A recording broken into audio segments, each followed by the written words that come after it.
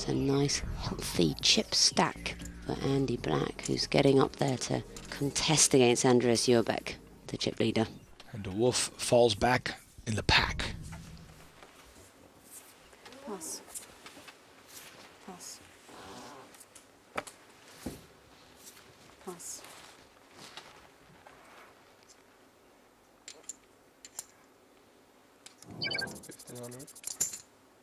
Well, here comes our chip leader. And he brought it in with a raise with a6 offsuit. Not a big advocate of that. I know he's in fairly late position, but, and this is the problem. Surinder Sunar looks down, he has 2 jacks.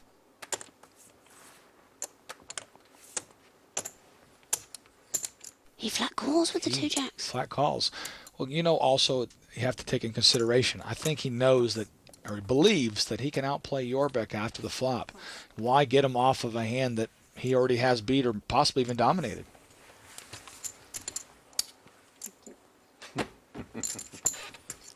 This flop's going to be a big test of Sunar's form. He's been very unlucky in Cardiff in the past. And exactly, exactly. There's the 1 overcard in Jurbeck's hand. It's come down. But unfortunately, Check. Sunar would look like that. This really looks suspicious to me. I mean, I'm thinking Jurbeck probably caught a piece of this flop, and most likely even the ace. I favor a check right here. He did check it. Psychic.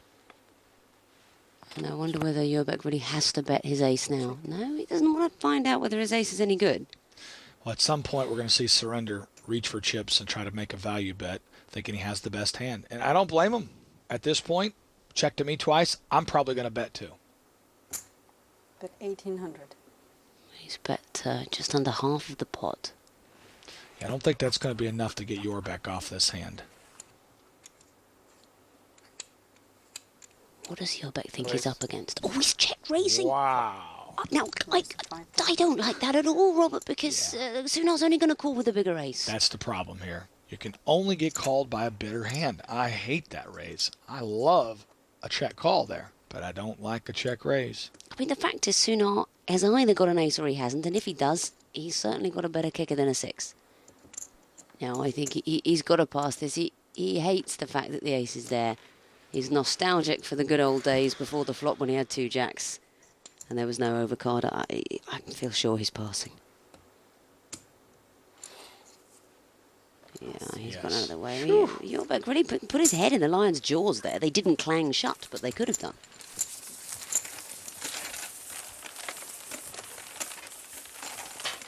Having fun, Ian? We haven't heard hardly a thing from our last year's late night poker Masters champion, David Ty. I remember David Ty last year. You know, standard one-table strategy, very, very quiet while the table was still 8-handed. Just starting to pick it up in the later levels. I wouldn't expect him to get busy here without hands. Passing around Maria Dimitriou. And she flat calls with Jack 10 of clubs. I don't mind that call. Pass. Andy Black flat calls with Queen Jack of hearts. You know, here's Ian Fraser on the big blind. He's looking at 3 callers. Yeah, I think we're gonna see the same thing we saw earlier. I think he's gonna raise this one right on up. About 2,000 more. Where's 2,500 more? 2,500 more. I like that. No, if I was Dimitriou or Black, I'd be really tempted to see a flop because Ian Fraser. Look at this. This might cause the avalanche. This is what happens sometimes. The first one calls, everybody else calls. Look at Roland. He's like, how can I fold? I mean, I got the freaking 7-8 offsuit. He's not folding in a million years. Yeah. Oh, Roland! look at this. Doctor? Wow. I'm worried Roland's very unwell. How can he pass this 8 high? 3 players. But now it's a lovely flop for Ian Fraser. Yeah, I don't think he's going to get too much action from this, but as I say that, 3,000. Okay. Black reaches for chips, fires them into the pot. 3,000 into a 9,900 pot. I don't like that. Once again, I don't mind the fact that he took a stab at this, but I'd bet like 4,500. Give myself a chance to win it right there. Of course, both of Fraser's 2 opponents have flopped a straight draw, but you know, that raises enough to scare them both away. And Ian Fraser wins a nice pot.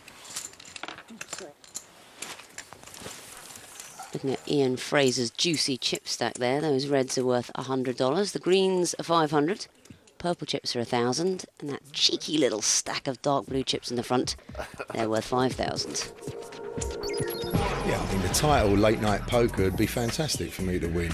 I mean, when I got heads up with Simon in the heat, I did say to him, you know, if there was anyone I wanted to play heads up, it's you, because like he is Mr. Late Night Poker in effect, you know, and he was the only guy I really wanted to beat, and I've done that. So let's get in the final and whoop the others.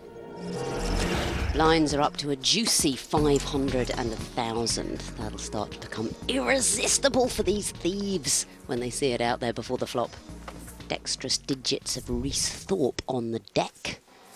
And Maria Dimitri will be hoping he passes her a couple of picture cards. She's low on chips. You know, a lot of players do play pretty tight when the blinds are really small, but loosen up their games drastically when the blinds get higher. Everyone passing round to Andy Black on the button. Cool. He's just calling. I mean, sometimes a raise from the button is just a little bit too obvious. If you've got a medium hand like a Queen 10, you quite want to see a flop. You don't want to get re-raised. 3 players. And especially with Roland de Wolf in the big blind, you know, he's capable of making those kind of plays back at you. Well, what a lovely flop for David Tye. Not only has he flopped 2 pair. It's 1,500. And Andy Black's got top pair with a straight draw, the gut shot. So I suspect we're going to see some fireworks here. Of course, Roland's got a mystery hand. Yeah, Roland de Wolf is still in That's this pot, but we 4,000. haven't seen his cards. You've got to fancy he isn't beating David Tye, but Cool. it's, you know, danger for Black. It looks like a nice hand, but Check. David Tye must know that Andy Black's not going to limp from the button with a hand like Ace-Queen. 7,000. But he would with 10-Jack, and that would make a straight out there. He might even with Queen 9. But I still think David Tye's got to play this hand. He's just got to figure out right now, do I raise all in right now, or do I just flat call this bet? In this particular situation, I might move all in right now. Here's why. It's a very coordinated board. I don't know where I'm at exactly, but I got a feeling that ace didn't help Andy Black. Cool. I don't want a flush drawing at me. Well, he just flat called instead. And now, look, Oh, that's horrible. You see, for David Tye, he's been counterfeited. The Should I- Queen in Andy Black's hand has become a bigger 2 pair. And, well, as you say, Rob, if he played it your way and moved in on the turn, you'd never have seen that river card. and that's precisely one of the reasons why. What if a 10 of hearts or some straight card puts 4 to a straight and the hearts out there? There's hardly a hand I can beat. Yeah, I always knew the final was going to be tough, but I didn't think it'd be this tough. It's going to be very, very hard to get through this lot. Andy Black, I've played with briefly before. He was exceptional and went on to finish very high up in the tournament.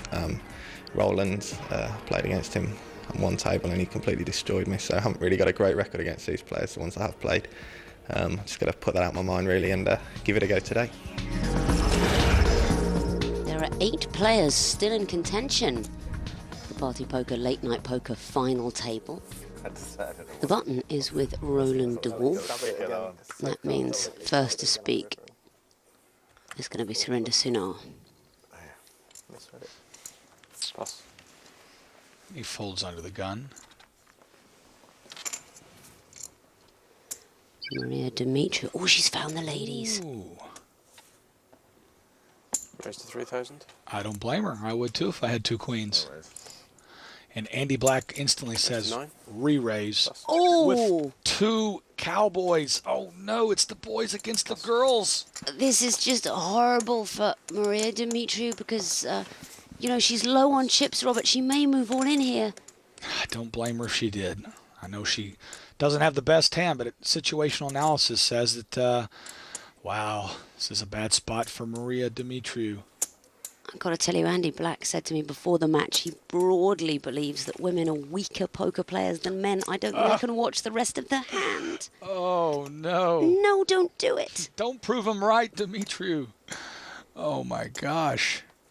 I mean, I can't fault her if she moves all in here. There would be nothing wrong with it. You know, Andy No. Black is just the kind of player who'll try and bully her with a re-raise with all